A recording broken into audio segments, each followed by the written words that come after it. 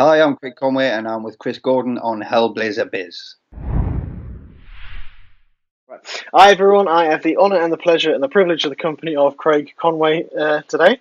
So, hi Hello Craig, there. how are you? How are Okay, you? I'm good. And thank you for coming on the show. I really appreciate it and appreciate your time. No, thank you for having me. And just to let you know, on a few interviews I've done in the past, it's never been noticeable, but you might just see a little switch because I tend to get a little bit hot and flustered when I'm getting interviewed and quite panicked. So I tend to change my clothes, but it's very quick. You won't notice. Oh, that's okay, that's brilliant. Just a heads up for anyone who is watching that might happen. Excellent, excellent. It is a great time to chat, as I say. Just to carry on, before we carry on into the rest of the chat, we've obviously got Mara is now coming out tomorrow in the UK on DVD, which was your Yes, latest big one. I, absolutely. yeah, I've seen it. It scared the hell out of me. Scared, which is what it's supposed to do. Your character was brilliant. Obviously, you're one of Oh, the good. leads in it as well. You know, very. I was sitting there watching it with my missus. I'm like, wait, Craig's gonna come. There he is. I said, that's Craig. That's Craig. She was Yeah, just like, oh, shut up. amazing. It's a great project. I mean, Clive Tonge. It's his first feature. Yeah, And he's done a really great job on that, having Scott Mann as a producer, James Edward Barker producing as well, and yeah. doing the score on it, and Jonathan Frank, who wrote final score. Hmm. He's all part of the project, so it's kind of like old friends again getting back together and doing something new with a first time director is amazing. And it's getting good feedback. It seemed to do quite well in the States, so Yeah, fingers crossed the UK audiences will love it. I'm And sure they will. Signature Entertainment UK have released it like they did with Final Score, so it's great thanks to them as well, really, for showing support to independent films yet again. Yeah, exactly. That's what's needed is the independent films. Is that support going out there? What was it like working with Olga? Because Oh, Olga's she's just brilliant. stunning. She's a Yeah, great and I'm actress as well. hoping to be working with her again this year. And she's a brilliant actress, but she's really generous in scenes. Like she'll Hmm. give you everything.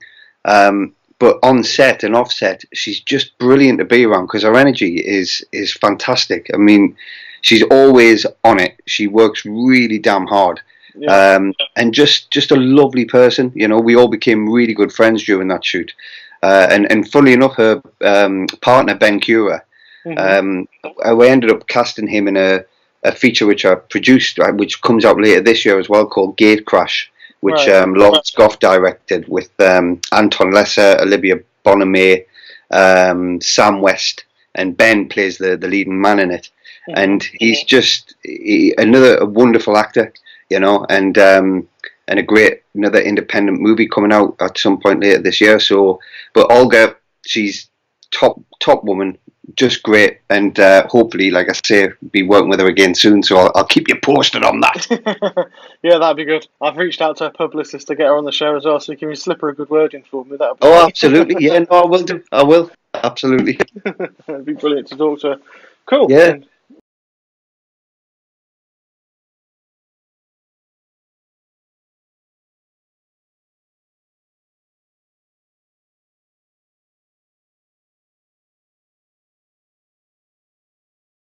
I think it's the entertainment industry and especially the independent circuit is becoming much, much more visible Yes. than it ever has been before. There's a lot more funding going on. There's a lot more all the local film festivals. I know some people might moan, but there's a lot of film festivals out there.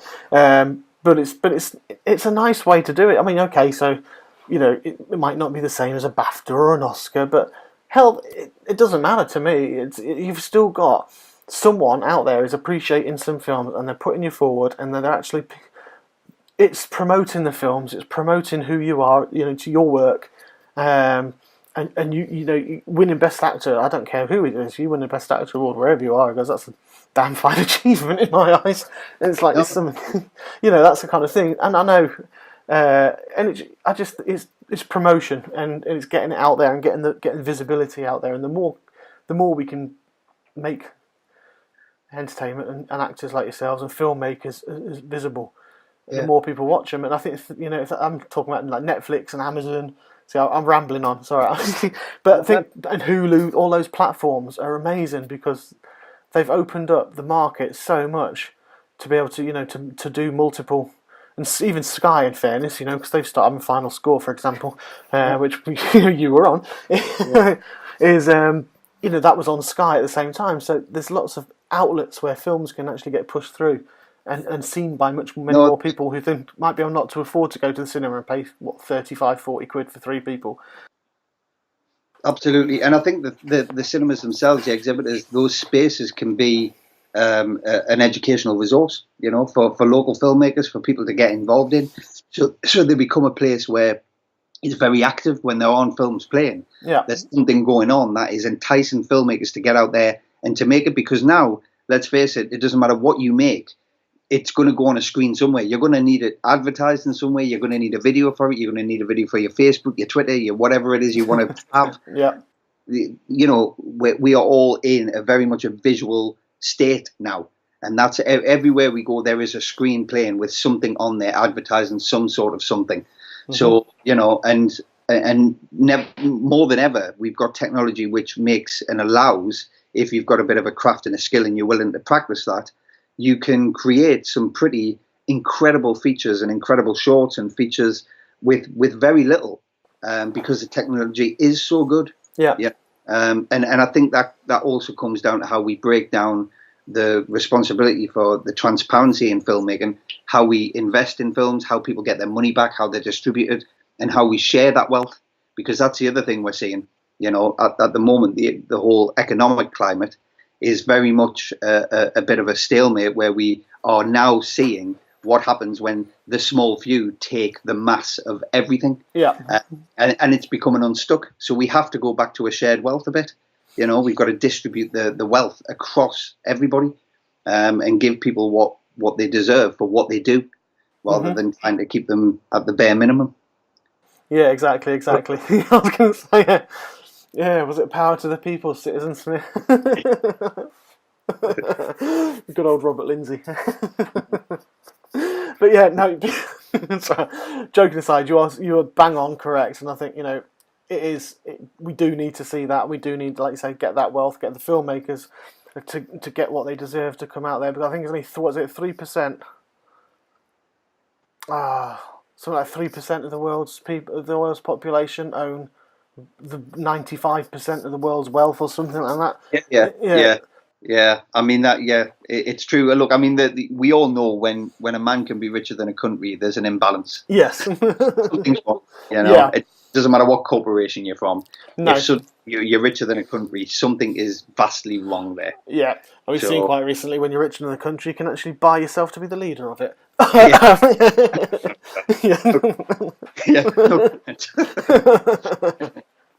yeah, no, and there's lots of local cinemas. I mean, you've got the big chains and stuff, but I mean, even up here locally, I mentioned about the filmmaking stuff because as well, my little lad again, I keep saying that he's a great lad. He did a film for school. They they brought in the Harry Potter, some of the guys who worked in the Harry Potter behind the scenes. They had just can't remember what it was called. Some Harry Potter magic, and they had to film a little film about the area and how it could fit in with all the Harry Potter themes. And so he actually won the competition for every school in the whole of Denbighshire, which is about 20 odd schools. And I was like, yes, get in there. He just went around the castles and he did a little speech around all the castles in the area and gave the history of the area. Because we've got like King Edward, head of Longshanks castles and things. He's 11. When he won that, he was 8. Brilliant. And he filmed it all on my phone. Yeah. But he won that, and then from there he got into something called Wicked Wales, which again it's exactly what you just said. It's a thing which is set up to help bring filmmaking more to the more out there and get people recognised so they can maybe go further. And there's a cinema which is owned by them now, and they basically play a lot of independent films, and in between the films they've got workshops on, so you can go and learn filmmaking, you can learn acting. You get they bring people in and it's spurring the industry, and it's a really good thing. He ended up being screened there as well for another film he did, which was called it's hilarious. What was it called? Shipwrecked. Or Marooned. We went to Anglesey and filmed it with his mate, and it was like they fell off a cruise ship, and they were crawling through the water towards the beach and stuff. It's really pretty funny. But they were little film shorts, and they had when we went to see it, there were shorts, like you say, film shorts from across the world. And there were some which, and they were all kids up to the age of 15, and we just sat there and we watched about 15 of them. Like you do in a film festival, you sit and watch them all.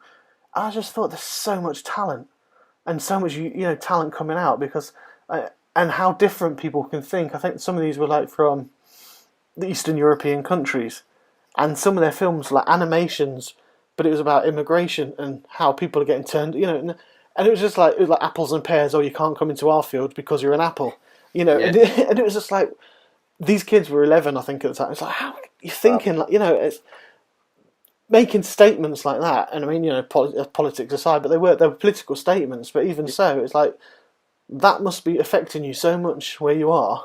Yeah. That you've got the creativity to turn that into something and change it from people into apples and pears and grapes and nuts and stuff. And that's how and it was. Well, it amazed me why we don't have more, young people in the House of Lords and the House of Commons, and if you look at that place, the majority of those people there are representing the country. But you put in a group of 16 to 25-year-olds in there and give them a voice. Yeah, that'll shape things up. It would do. What's going on in the country, and that'll let the politicians realise who they have to contend with every time, and and bring in that new blood into that system, not just the Etonian class kids who are told to go into that. Yeah. Let's bring in kids from all different areas, and let's also bring in kids from other countries to go and sit in there and represent how they feel when they come into this country, when they're brought here because they didn't have a choice, and then having to live in a country and survive. And that would be a nice, interesting exercise to do. Yeah, it would do. So those lords who just sit there and fall asleep and just like look at Minister's question time with their 16 to 25-year-olds. Yeah, they're going about benefits chiefs, but you look at those guys falling asleep, getting paid hundreds of pounds a day just to sit there and fall asleep. But again, I'm not going to go into that too much because I'll be here all night in my soapbox. Yeah. Storming Parliament soon. Well, the thing is, I will say one last thing on it. The one thing is, over the recent kind of year and a bit, and especially when we were doing the festival, I did spend a bit of time going in and out of Westminster and talking to ministers and talking to various degrees of people from different political backgrounds. But there are clearly a lot of politicians who are there for the right reasons. And that's one of the things that I think when everything is going through a massive transition like it is at the moment, everybody's quite clearly scared. But at the same time, I think what happens sometimes is there's a little bit of hysteria that takes place. And actually, just because something is changing, of course, it's quite overwhelming and it can be quite daunting. But actually, the change is, as they say, it is as good as a rest. And it doesn't matter which way this is all going at the moment. What has happened and where we are politically is going to happen, regardless of the vote, regardless of what we wanted. It's going to happen. So what we need to do is be resourceful and kind of go, okay, well then let's take that as a move to action and let's respond to it positively instead of just ranting and shouting. Let's try and do something in our local communities. Let's try and work with people from different generations, from different areas, from different countries, and use this time to make things happen like that. Look internationally, look outside, look around the rest of the country and see who you can engage with, because it's always about possibility. Exactly, and it's a good time to shake, let's say, the political system up and bring those young people in, like you say, because you look to the country, you look to the people who are there, the people who've got the voice, the people who are making that voice heard, and do it that way. I was going to say, I know what you say about ranting. I actually put it on the other day because I voted Remain. But I don't give a like you say, it's what's happening is happening. It's like I don't care at the moment. I just want someone to just just lead us properly. But there's, I can't. I took a Facebook break and a social media break the other week because I get wrapped in. You can probably tell from the fact I discuss it, but I get drawn in like a fly to a fly trap, and I'm like, I sit there and no, wrong.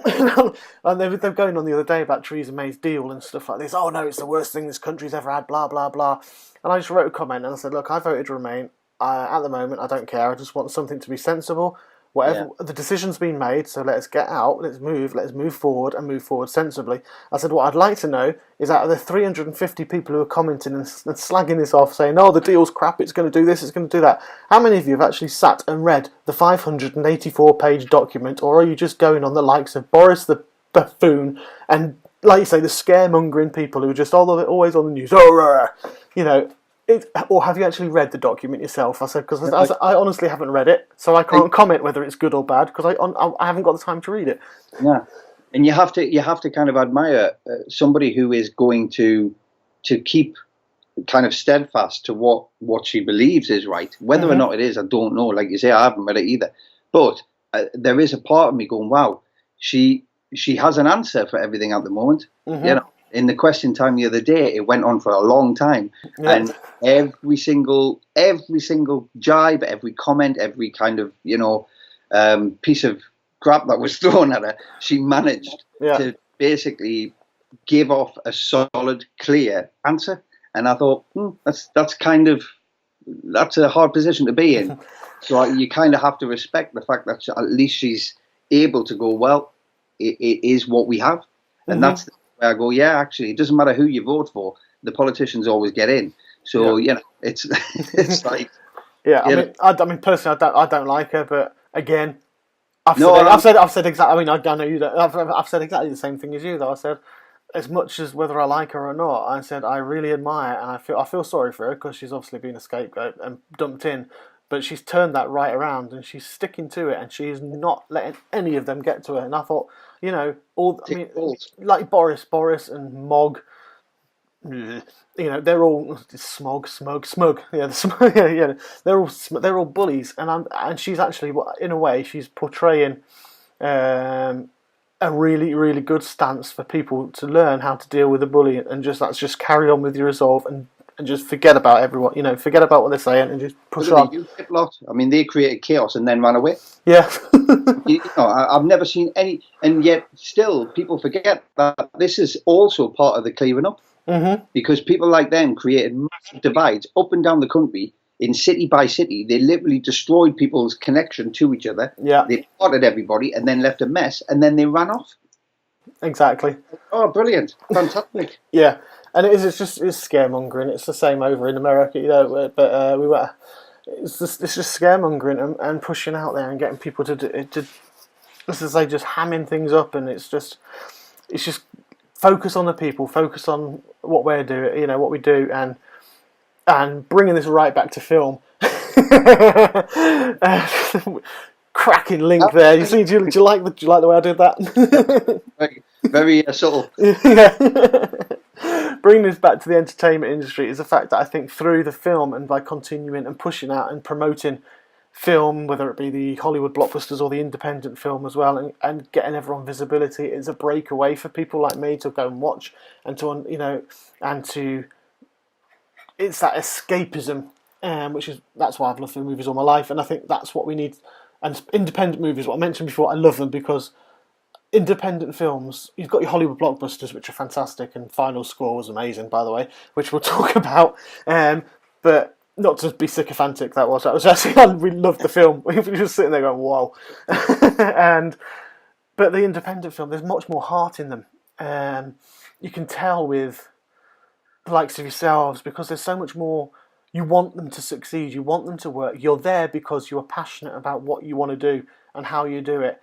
I'm not saying people in Hollywood like, Dwayne Johnson aren't, because he's one of the most charismatic guys I've ever seen. I'll say I'd love to meet the guy, but there's a difference between the Hollywood film and an independent film in that fact that you are there because you really, really want to be there. You want to make the product. You believe in what you're doing. And I think that comes out in independent film a lot more, because the budgets might not be big. I mean, I spoke to someone, Tom Payton, once when Pandorica, and I think he said the entire budget for his film was less than the budget for Star Wars dinner, was less than the food budget for the Star Wars film, and which is true, because that's how you work with independents.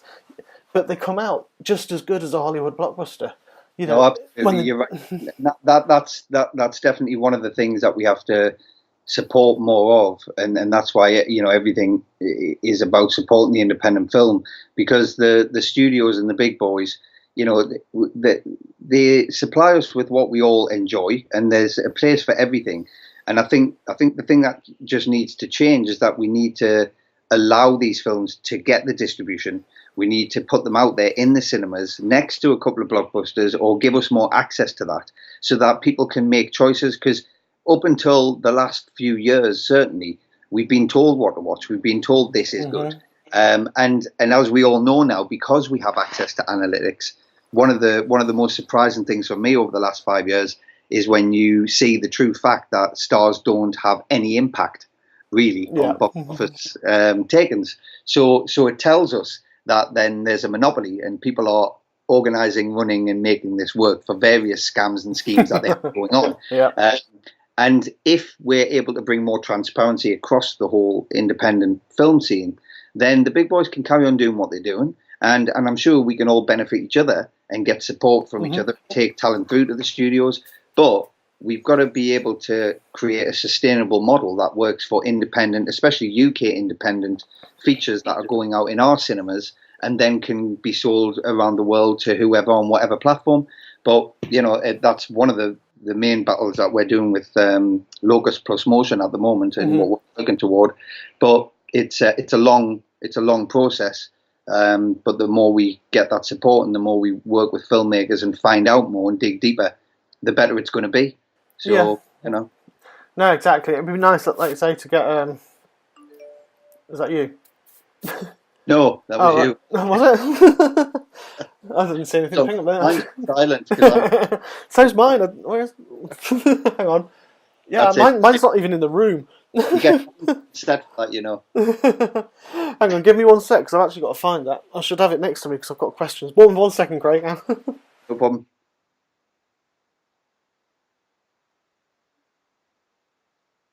Have you not got any hold music?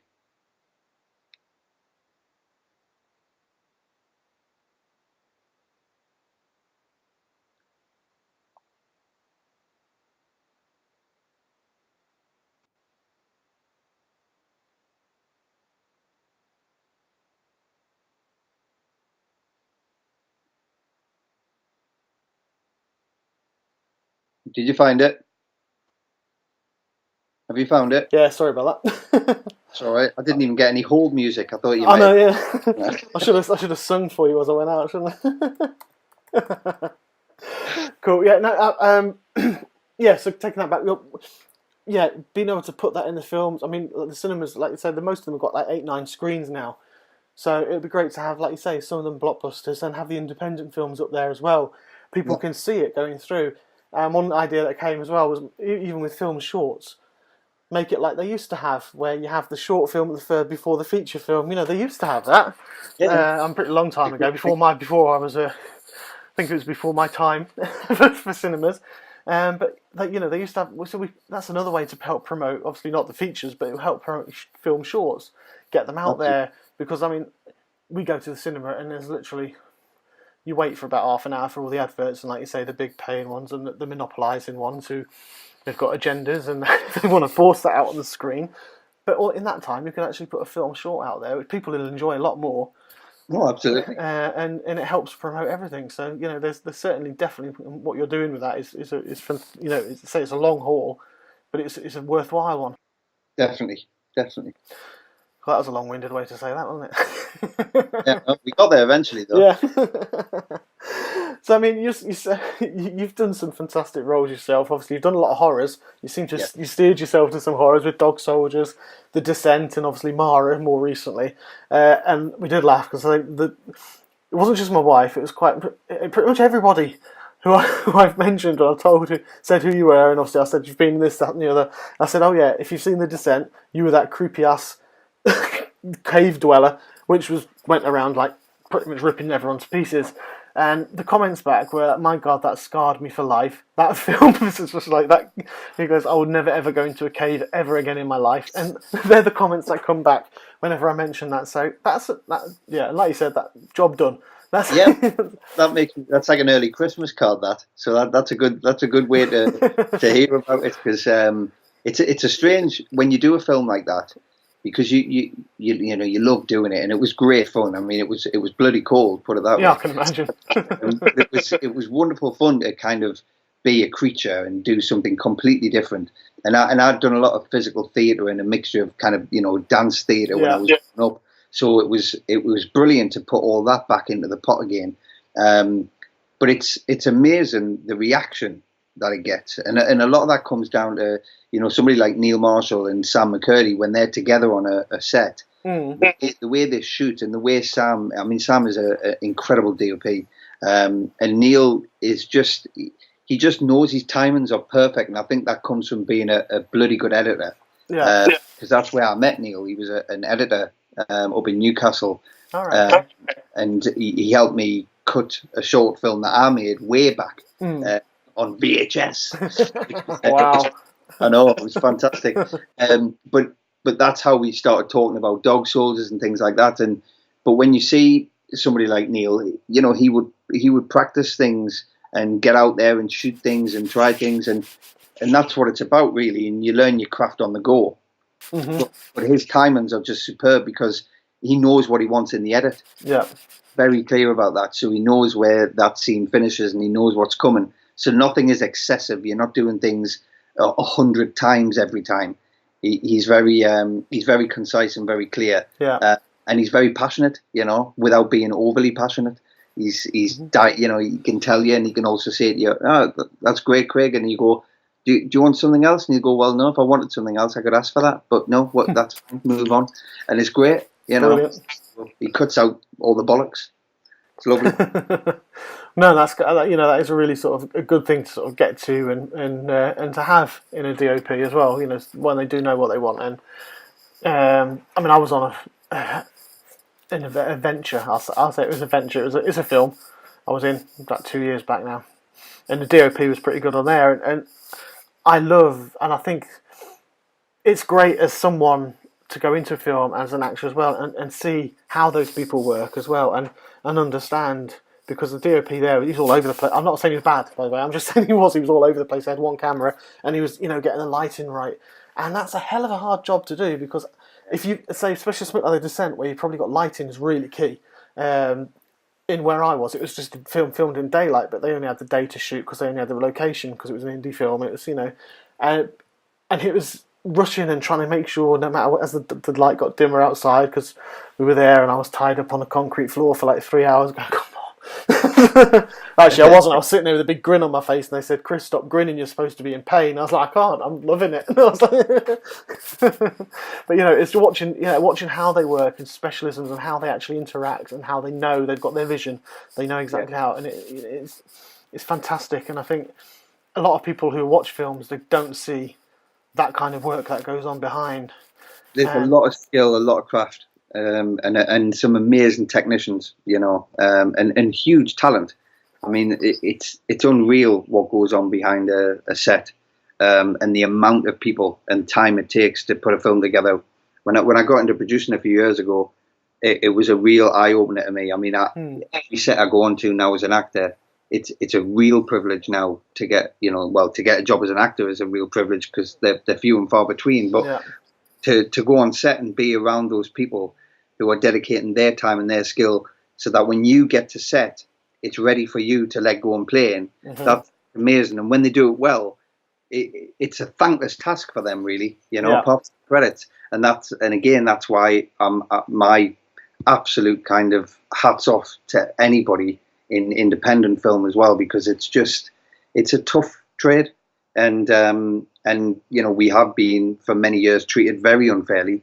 And it's great to see so many passionate people coming up through the ranks, and lots of people pushing for a new way of working and a clear way of working. Yeah, it's exciting. It is. No, it's great as well, and it's like you say, it's an unsung role, like many of them are, to be honest, to be behind the scenes, and that's doing what I do. I talk to people. I've talked to cinematographers and DOPs, and Richard Oakes I want to try and get on as well, because he's a fantastic guy. He's a fantastic one. It was hilarious. they're great. Well, they're great people, but because they know what they want to do.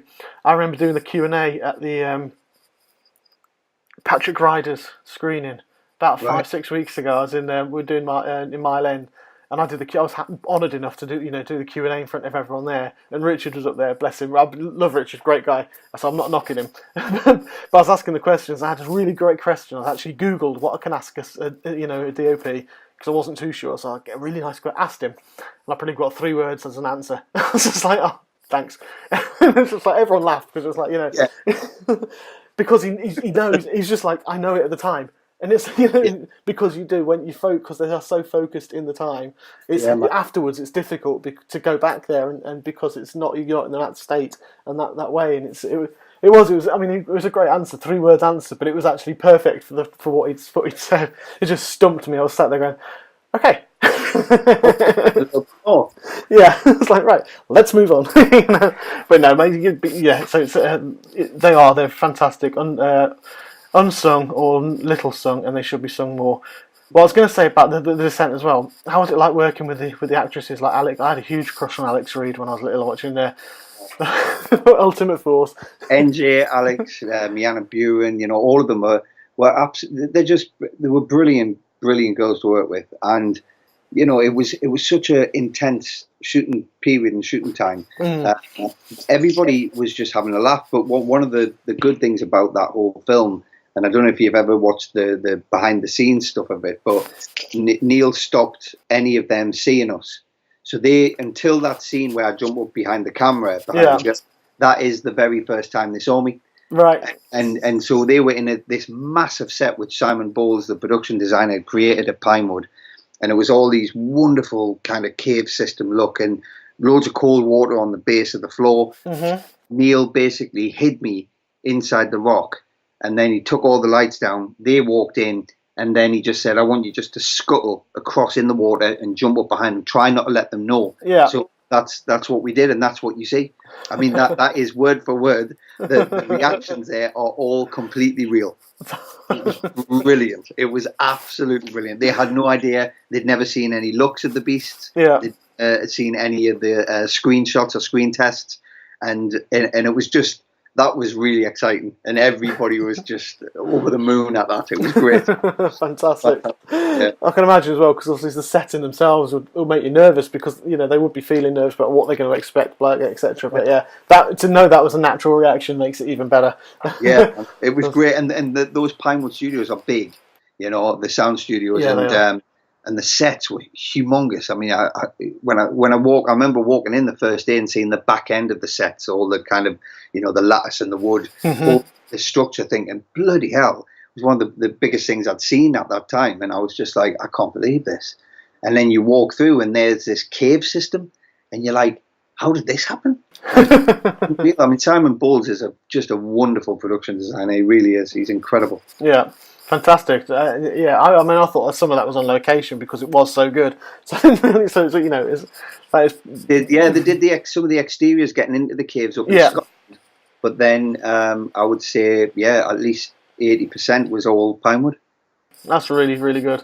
It should just show, like you say, I mean, I've never been to Pinewood. It's somewhere I'd love to see one day. Because, I mean, you can just imagine how big the sets are that they can build down there. Yeah, man, they're huge. They're huge. It's cold filming there when you've got no clubber on. Oh yeah, I can imagine. Yeah, that's the yeah, especially with water as well in there and making it all dank and cold. You feel white jelly smearing it. Lovely. Unreal. That's not an image I really now need. There's one. Take you to bed with. Cheers for that, Craig. I'm going to have to go and watch something else now. Just to get that out of my mind. Yeah. Put Love Actually or something on. There you go. Oh, dear. So, I mean, you've also been loads. I mean, you've got a huge resume, which is great. Before I move on to the next one, I know you have done a lot of theatre. What do you prefer? I know they're two vastly different things.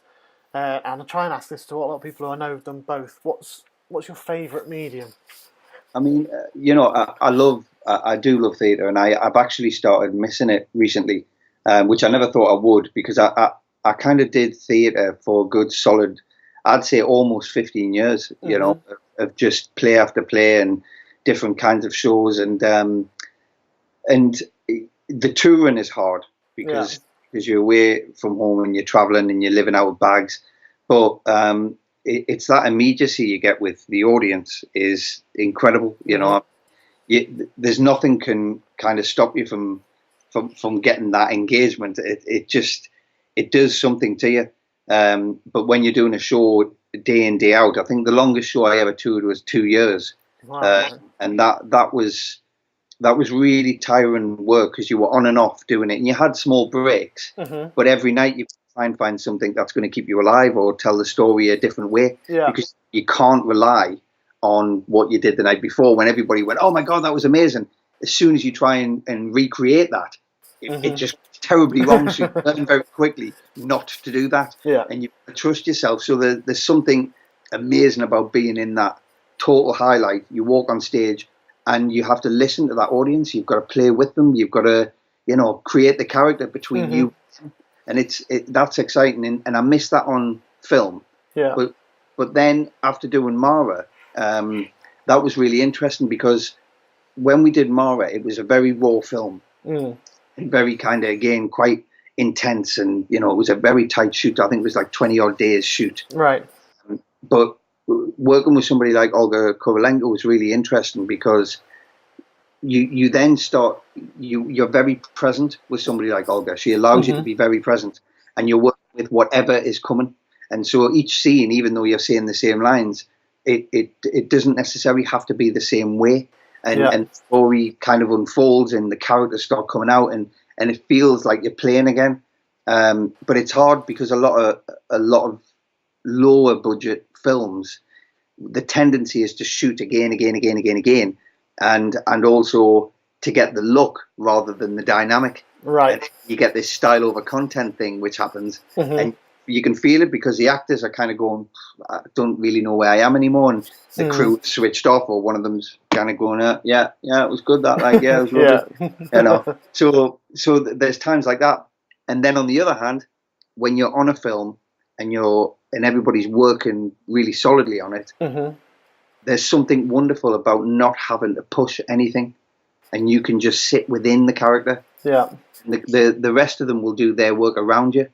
And that's a real privilege when you can be as intimate as you can with a character, allow yourself to let go and not focus on what's going on around you, but what's actually happening. Suddenly you forget about everything. I mean, there are times until you hear cut where I really wouldn't have a clue what has just happened. And that's a great feeling to let yourself go like that. I can imagine. Yeah, you're right. There's an intimacy on theatre. I mean, I love going to musicals because you get that intimacy with the people on stage and everything like that. And not just musicals, plays as well. I was lucky enough to see, I forgot what it's bloody called, The Ferryman. I saw The Ferryman this year. That was very, very good. The Northern Ireland thing, but you do, and there were things on there which you see where they've just slightly mucked it up, or they're working with kids and animals, and I mean there was a goose and it was just kept biting the main guys. It was just chewing on his stuff, and the kids just started to snicker, and it was beautiful because it was one of those scenes. And everyone just worked with it and worked around it. What I was going to say about films as well, working with people. There's an actress I had on called Erin, and she worked on a film. I've got to tell you the story because it was amazing. It's like how you can be switched on and so in tune with each other when you're working in that environment. And it was a film called Cell, which was with John Cusack and Sam Jackson. Yeah. And in the film, she was with Samuel Jackson, and her brother had died in the film, and he was just like lying against a log. And as they walked off, they were just leaving.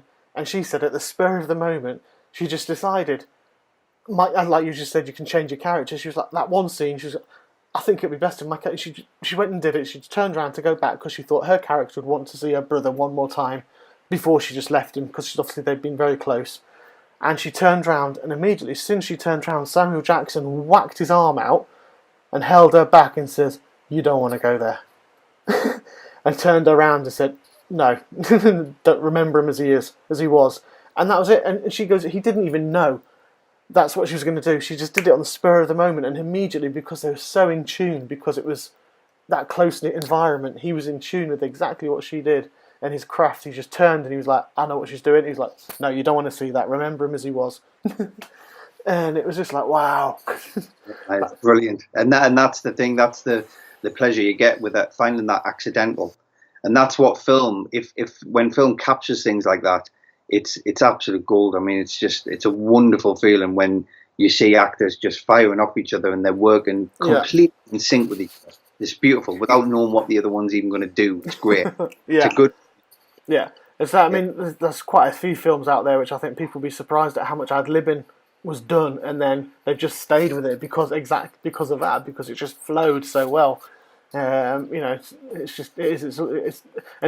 a great thing to watch. Like I say, I can imagine being in the scene yourself, how good it is, the feeling it is when your fellow cast are switched on as much as you are, and you're just rolling with what's going on.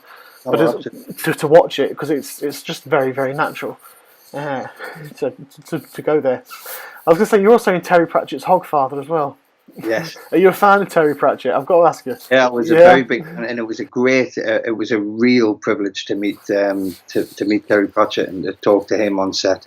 I mean, the man's just, he was an incredible genius, and obviously somebody who you kind of, it's very rare to meet somebody who can create a world.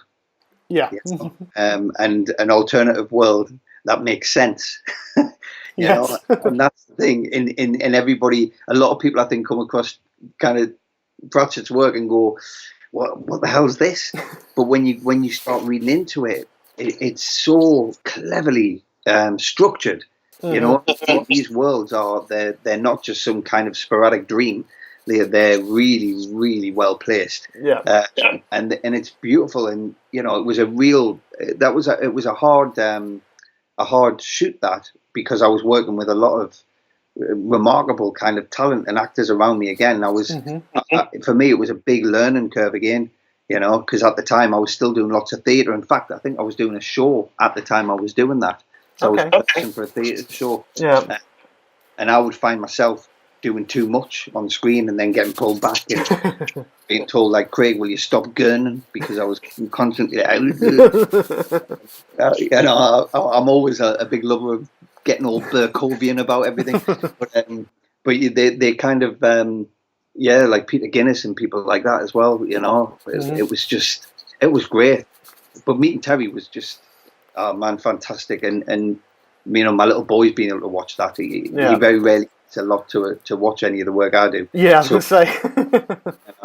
So that was a real pleasure. In fact, funnily enough, I've just landed a lovely role, which I can't say too much about at the moment because I don't know what I'm allowed to say or not. But it's a Christmas show, and it's a kind of Victorian drama thing, and it's got that, but it's something my boy can watch, and I'm like, yes.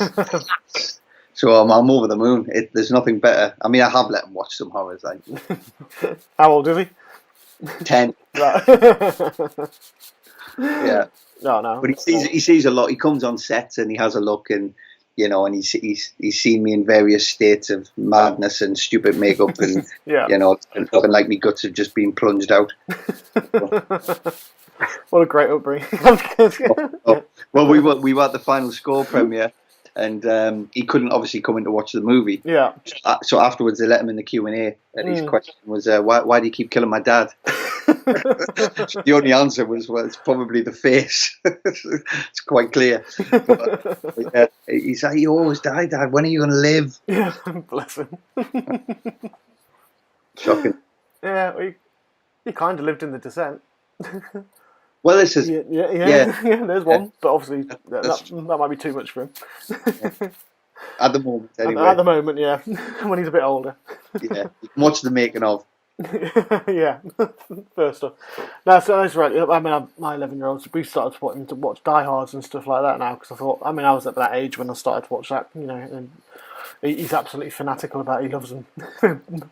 Absolutely, which will bring me on to final score in a way, because that's very much of the same sort of thing.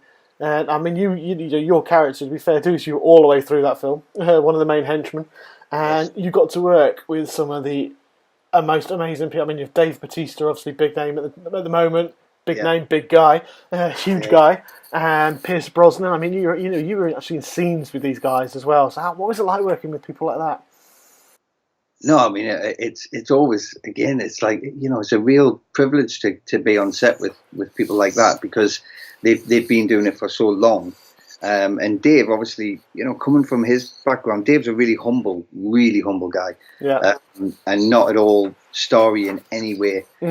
So you kind of, you get used to being on set with some pretty incredible people, Yeah. and you tend to fall into, all right, okay, how you doing, mate? You all right? Nice to meet you, and you start chatting about family and whatever's going on in your life. Yeah.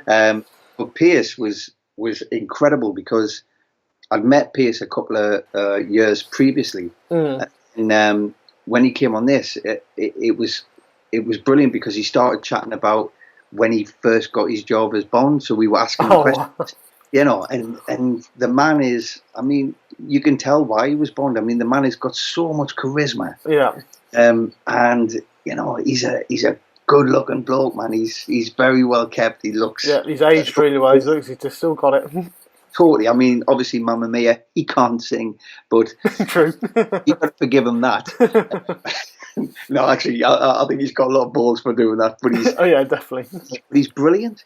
Even in Mamma Mia, I absolutely love him in that, because I just think there's an actor who has done pretty much everything, and he takes time to talk to all of us like we're just other actors on set with him. Yeah. There's no big, again, not all starry. He wasn't at all hard to handle. He was very generous on set and in scenes, and he listens. He's there. He's active. That's all you can expect. And you have to be able to get over that quick anyway. When you're working with big actors like them, you've got to kind of say to yourself, well, ultimately, when they say action, we're all in the same boat here. We're all serving the same purpose. So you get over it pretty quick. Otherwise, you make a complete twat out of yourself.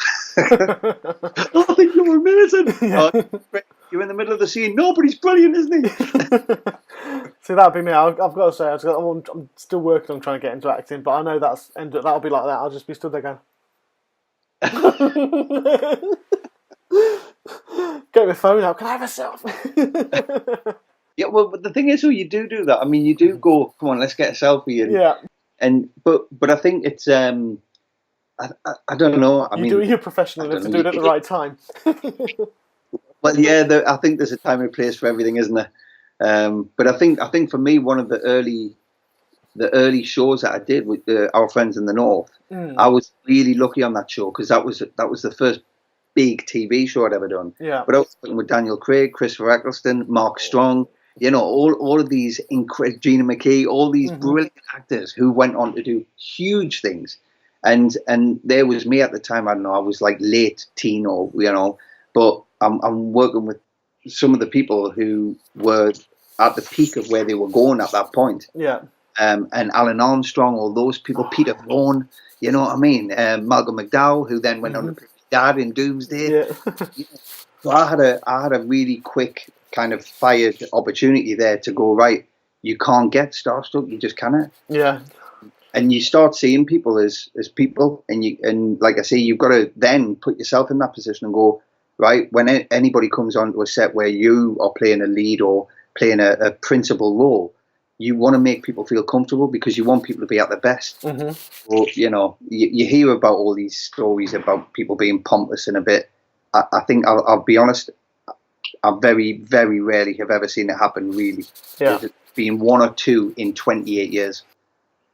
That's pretty impressive. I've got to say, there's actually a story I was thinking. I met Nick Frost a couple of years back at a book site. He was doing his new book, and he came and he did a talk for everyone. You know, like they do. They come and sit for an hour and talk, crying with laughter. Very, very funny, genuine guy as well. But he was talking about Hot Fuzz, and I'm not going to say the name, but I'm going to make it really obvious, because he was talking about another Bond, who was, if you remember Hot Fuzz, who was just. And he said that him and Simon used to really sort of take the mick out of that one. I mean, he said it in front of 100 odd people, so there's no disclosure. It wasn't just me and him. And he was talking about that, and he just said that was someone who was very stuffy, and it was the first time they'd come across it, so they tried to make light of it. And he was whenever he wasn't on set, they would come on and they would mimic it. And apparently they had the crew and the other cast in hysterics every time, because they just walk in and they'll be like, throw the doors open. Everybody, I am here. I am an actor, and I am acting. I want silence while I prepare. And there was like, and there was just stuff like that. And obviously we were crying with laughter. I think you have to. Yeah. You make light of it, because when somebody's acting like an arse, then you kind of know they can either take themselves off and go and do what they have to do, or they're going to end up getting ribbed, or worst of all, they're going to end up getting hated. You know, and really, when you're on a big casting crew setup, the last thing you want to do is create enemies. Exactly. And it was one of those moments. It was just like, they knew what he was like. If for some reason, I don't know why, they said they don't know why he was like that either, because he was a really nice guy, but obviously he was very, very serious and very, very, very, very in the olden days, like Olivier Thespian, very. It's a different way, wasn't it? A different method, and there's a certain reverency that I think should be maintained. Yes. And but then being irreverent about stuff like that, to me, when you're on a set, everybody's equal, and that goes right down to the runners. Everybody, you should have the time of day and the decency to talk to everybody the way you want to be talked to. It's as simple as that. Mm-hmm. Exactly. I mean, that's where I first started 3 years ago. I was talking about a show called Constantine, and some of the guys are making it big as the big names, but they're best friends with the production assistants and the runners, because they, like you've just said, they make time to just be friends with everybody, and that's what makes something work a lot more as well. Because when everyone's involved, because the person holding the boom will hold it right. It's everything that matters. You piss off the guy who's holding the mic, and he'll screw you up. Yeah. There's things like that. So it's a great symbiosis that you need to have in that sort of era. And I mean, to a lesser extent, what I do, people ask that of me, because the guests I have on, like yourself, and then I think one was Clay Crawford at the time, because obviously he's Riggs in Lethal Weapon, and he's got loads of female fans, and they're like, oh my god, how do you talk to these people? How do you speak? Because they're like me. They're human. Yeah. And it's because I mean, to be fair, afterwards I'll beforehand I'll be, oh my god, I'm going to talk to these people, and then when we have such a good laugh and a chat. Even like Theo was sitting there going, oh my god, I'm talking to the guy from Descent, and finals, and I was sitting watching Final Score with my wife. And because we'd already made, we'd sort of connected on Facebook, and I was like, "That's him. That's Craig. There's Craig. Look, there he is." That's weirdo. Yeah, that was him. Yeah. But no, we do that. Well, no, to be fair, that was the ending. So yeah, that was a good one. But yeah, so it is. Getting back to that, it's the same sort of. Yeah, you've got to. There is a starstruck thing, but in order to carry stuff on, there is an element where you just got to get on with the job, and you can. Yeah. There's a time and place where you can maybe do after. You can just like completely go out. Fandom, like I've seen the selfies and the pictures you took with Dave and Pierce and stuff like that afterwards. It's like pure.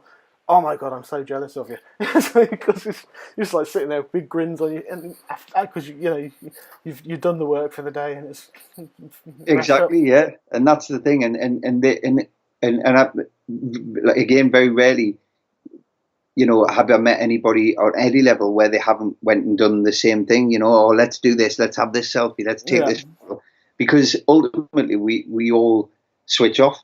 And then you go for something to eat, or you go and chill out and you have a chat, or you get in your car and you go home, whichever way. But you've got to work with these people day in, day out. So there comes a point where it doesn't matter how big or what level the actors that you're working opposite, that ultimately you're there to do a job, and you end up falling into, we're just people working on a job, It's lovely. It's a wonderful thing that when big stars especially can allow themselves to forget about what they've done and who they are. And a lot of the time it's the people around them who cause more furore than the people who they actually are, I mean, because they get so stressed. I always remember working with Sir David Jason on Hogfather. Yeah. And when he arrived on set on his day, I was told on any circumstances I mustn't speak to him. So I thought, okay, oh God. And I thought, right, that's a shame, because I've got a lot of questions for him. Really looking forward to meeting him. Yeah. And then it just so happened on the canteen bus, he came and sat next to me. And I Wow. thought, well, I've got a choice here. I can either sit and eat my potatoes very quietly, Yeah. and get up and walk away because I'm not allowed to, talk or look at you. Mm-hmm. So I'm just going to chat. And he started chatting to me, so I thought, well, it'd be rude not to answer. Let's get going. And he was one of the most just brilliant people to chat to. Yeah.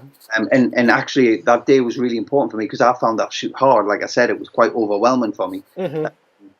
And David really put me at ease. He was giving me great advice, and he was just a really brilliant man to be around. Yeah. So God, I've watched you from being a kid, and I'm sitting here with you on a Pratchett set.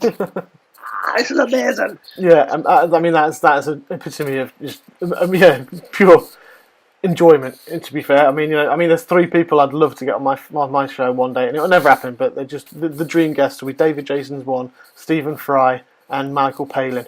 Because I've heard so much about David. You just confirmed what I've heard about David, and the fact he's so nice.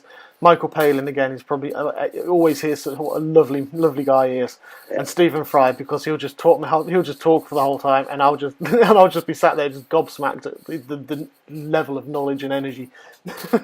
Well, actually, I will say, and not to kind of go damn for you, but I met Stephen Fry, and I did do the starstruck moment. We were at a gallery in Soho because I'd been part of this photo thing that happened. It was years ago now. Yeah. But a load of us did these kind of semi-nude photos. Right.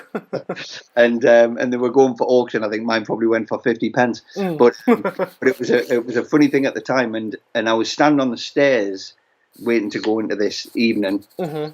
There was Stephen Fry, and I'm thinking, oh my god, because I love him. And I just went, hi, Stephen. And he went, oh, hello. Are you part of the exhibition? And I went, well, yeah, I think so. And he went, oh, okay. I wonder how much you're going to make. And I thought, probably nothing. And I couldn't say anything. I just looked at him and went, and he just went, okay, well, have a good night. And I was like, totally just didn't know what to do. So he was one person that completely threw me because he's everywhere. Yeah, He's psyche, isn't he? Yeah, he's a national treasure. He is. Yeah, he's the one person who came. If he asked me anything like that, you'd think in your head you'd love to just go meh.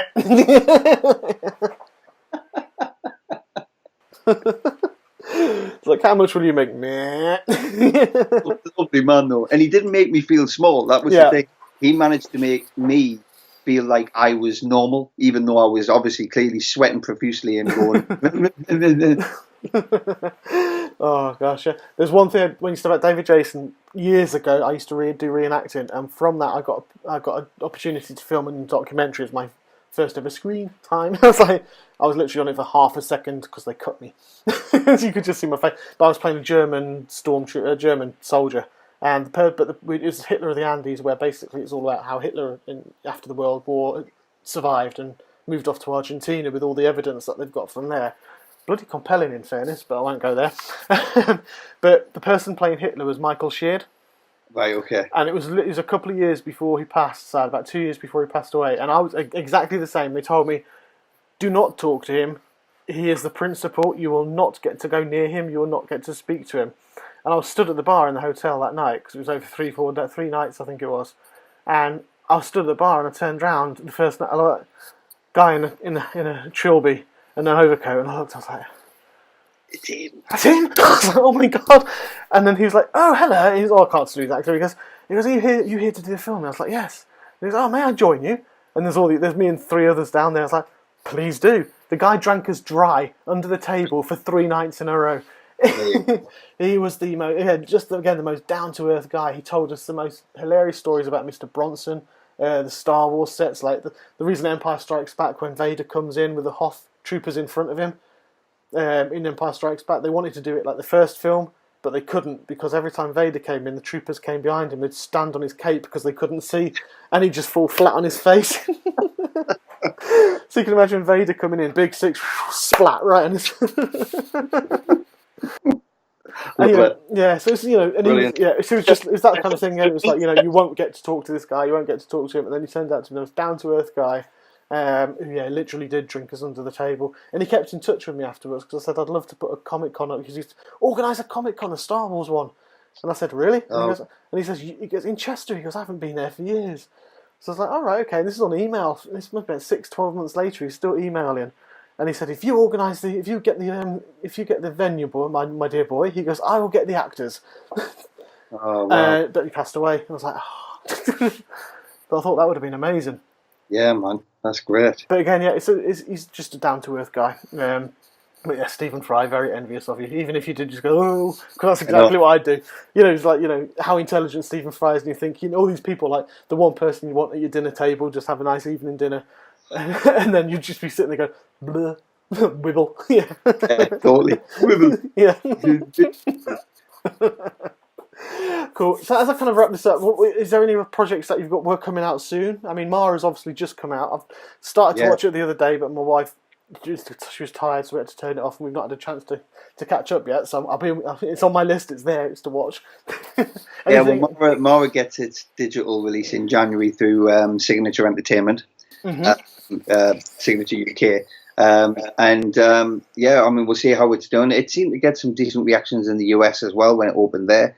And it was unusual because it opened there first. Yeah. So, you know, but Clive Tonge is getting ready to look at projects and see what he's doing. I've just signed a movie with Neil Marshall. But again, can't say too much, but I know we're shooting in London in January. Cool. And then I'm doing a great thing with a lady called Jane Spencer called South of Hope Street, which is, I guess, it's a kind of magic realism movie. It's very off the wall, but it's a beautiful script, and it's just full of bizarre characters, but all about this kind of apocalyptic ending that might be facing us. And it was, I mean, it's just incredible. So that's getting shot in pockets because of other people's availability in the new year as well. And then who is it? Who am I working with? There's been a few coming actually. There's one in particular, and I'm not sure if I'm allowed to say too much about. But anyway, it's kind of based on a very classic horror novel, and they're looking to do it in a way that is very true to the novel, which hasn't been really done. So that's quite exciting. And then I'm looking to direct next year as well if I make that work. So I'm working on a project at the moment with Locus Plus Motion, which is more or less working with a lot of young people aged between 16 to 25, and a lot from the northeast region. Right. And it's all kind of, again, it's slightly set in the future, but it's more about people's social and psychological welfare and where they are in head. And it's in a world that's kind of void of adult interaction and interruption, and it's where these young people have a decision to make a new order. Right. Okay. They're busy, but that will be developed over about a year of workshops, and then we'll look to shoot that. So that's quite mad. Yeah. And then Paul Cronell, who I've worked with a few times, I did a movie of his called Four, the writer. So I'm looking to be working with Paul next year, and hopefully with Sean Pertwee on a project again, which will be fantastic. Awesome. Sean Pertwee's great. Yeah, man. He's one of the best guys in the world. He really is. I missed the opportunity to meet him at Comic Con earlier this year. Yeah, because I love going to my Comic Cons. He was there at the Wells one. We didn't go to that one. I was like, I've missed out. But I'm going on Saturday. Carl Urban's going. Jenna Coleman. I was like, Where's that? Where's it at? Wrexham. Wrexham, North Wales. Yeah, it's the Wales Comic Con. They've got some hell of a guest list. They've got a few wrestling, Mick Foley and stuff. But yeah, I want to go. Jenna Coleman's going, and Carl Urban is going as well. And they've got, I can't remember his name. Another fan, William Forsyth. Okay. He's someone else, from the Rock.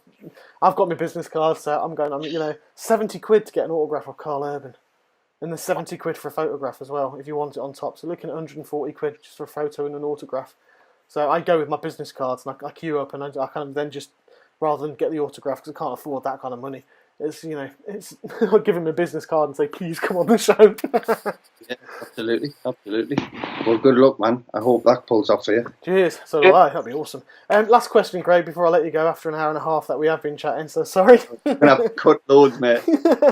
No, I'll keep it to an hour. The question I ask everybody is, because obviously I had someone on who was a Muppeteer with Jim Henson for 30 years. I'm cutting that right down. Because I usually go on with a big spiel. The question was asked to him, and I thought I'd ask everybody. So, if you could have a Muppet character created after you, who would it be, and what would it be like, and why? Or it could be an existing Muppet that you think would fit your character. Well, I mean, hey, I love. It would have to be a bit of a morph between Animal and Fozzie Bear. So I think that's the thing. It's kind of like. I love doing things where it's a bit, hey, everything's great. Yeah. And next minute, my head just goes into. So I think that's probably the two Muppets that work well for me. Yeah. Waka, waka, waka. Yeah, waka, waka. But yeah, even the thought of being a Muppet, that's wow, what a beautiful thing that would be. It would be great, wouldn't it? Being your own Muppet. Yeah. I'll tell you, when I did Doomsday, they made Sol into a Lego figure. All right, okay, yeah. And I got the trailer. They sent the trailer to us. Yeah. When the trailer of Doomsday, all in Lego. Mm. It was unreal, and I've tried so hard to get the figure. Yeah. But I was blown away. I mean, that was like my claim to fame. I've been made into Lego. Yeah. So the Muppet would be like, whoa. That would be pretty cool. It's good. Yeah. I love them Muppets. Always. I'm not sure about having a hand up my arse, but yeah, that might be a bit tricky. You know what? Can't knock it. Yeah. You could join the Avenue Q guys and just rip it apart from that. But it's like, the Muppets are great, and Yoda as well. It's like, I've got to finish on mine. It's like, Piggy, you're needed on set, Piggy. That's my Kermit. That's very good. That is very good, Kermit. And Yoda, what's Yoda's? Is do or do not. There is no try. This is good. This is good. See, it should be a voiceover. Sorry? You've got to get into voiceovers now. Yeah. Get the character voices going. Yeah. No, that's brilliant. Anyway, any last words, Craig? Yeah. Before we say, before we sign off, anything for the people who are listening and watching this? It just, if anybody's trying to get into independent filmmaking and obviously is looking to pursue that, then I think, go for it. Don't stop. There's plenty of places out there now that you can get help and support from. And also, if people want to even send messages on Twitter or anything like that, I'm on @ Craig Conway, so they can always send a message and I, respond to as many as I can and try and help as many as I can, even if it's just a few words of kind of, things that I've done or whatever. But so always happy to try and help people where I can. But just thank you for listening and thank you for inviting us on the show, because it's been great talking to you. Oh no, thank you, Craig. Thank you.